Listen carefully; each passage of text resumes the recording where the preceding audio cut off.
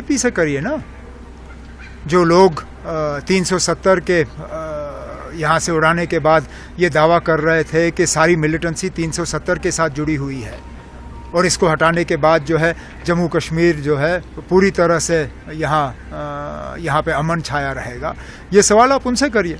हमने बार बार कहा है कि मिलिटेंसी का 370 से कोई लेन देन नहीं था, हटाने से भी मिलिटेंसी पे कोई खास असर नहीं पड़ेगा और ये साबित हुआ है। ये लोग लापरवाही कर रहे हैं, ये लोग अपने काम के तरफ ध्यान ही नहीं दे रहे हैं, बाकी चीज़ों में लगे हुए हैं। आपके जो आला अफसर हैं उनको काम की तरफ कोई ध्यान नहीं है, उनको हालात को सुधारने में जो रोल अदा करना चाहिए वो कर नहीं रहे हैं। मैं उसमें कुछ नहीं कहूँगा ना। ये आपने फारूक साहब से सवाल किया, वो फारूक साहब का जो जवाब है आपके सामने है। बीजेपी के तरफ से नहीं ना, बीजेपी का ये हुकूमत के तरफ से जो है लापरवाही है, उसमें तो आप इनकार कर नहीं सकते हो।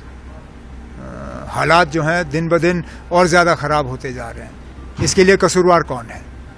जब एक तरफ से जब हमारी हुकूमत थी, हमारी हुकूमत को इन चीज़ों के लिए कसूरवार ठहराया जाता था, ठीक है ना। अगर उन हमलों के लिए हम कसूरवार थे तो आज जो हमले हो रहे हैं उनके लिए कौन कसूरवार है? जाहिर सी बात है ये लोग हैं और उनको हालात सुधारने में जो रोल अदा करना चाहिए वो नहीं कर रहे हैं।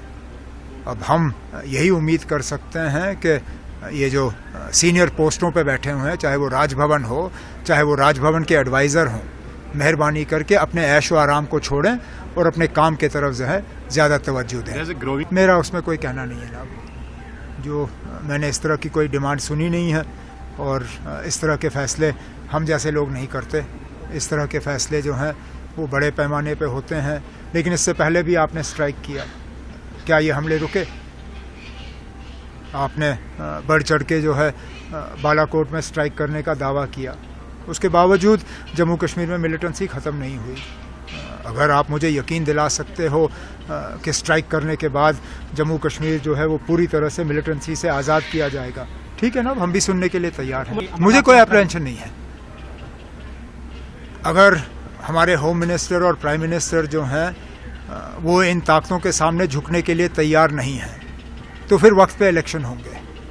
लेकिन अगर हमारे प्राइम मिनिस्टर, होम मिनिस्टर के पैर थोड़े हिल गए और वो इन ताकतों के सामने झुक गए और इन हमलों के बाद उन्होंने इलेक्शन पोस्टपोन किया, तो मुझे लगता है वो हमारे मुल्क के लिए एक बहुत बुरी बात होगी। ये हमले अगर किए जा रहे हैं इलेक्शन पोस्टपोन करने के लिए, तो फिर मैं तो यही उम्मीद करूँगा कि हम इन ताकतों को कामयाब होने नहीं देंगे। अगर आप ये वीडियो YouTube पर देख रहे हैं तो हमारे चैनल को सब्सक्राइब करें और बेल आइकन को दबाना ना भूलें। अगर आप Facebook पर ये वीडियो देख रहे हैं तो हमारे पेज को लाइक करें।